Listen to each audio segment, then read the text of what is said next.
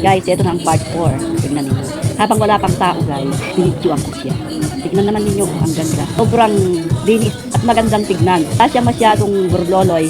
Ayun ang sa labas guys, yung kainan. Ilaw na dalawang kulay lang, gold at saka white. Pero napakaganda niya. O, di ba guys? Kumukutitap sa gold. Yung light. Yun ang nagpaganda sa kanya. At sa mga bisitan mga yan, mga bisita. Yan. At ito naman ang sa loob. Dito kami guys. Ayan siya guys, oh. Tingnan niyo yung ano, sa taas. Yung mga kasama namin. Ayan na. Oh, diba? Buti na lang po at mag-videoan ko siya ng wala pang tao. Hindi na akong mahiya. Ayan ang manugang ko. Bagong kasal din sila guys. Anak ko yung babae. Bagong kasal din mga yan guys. Nagdadatingan na po yung mga ano, bisita namin. Nauna kami. Tingnan natin yung ano, upuan ng ating prinsesa, bride at groom. Yan.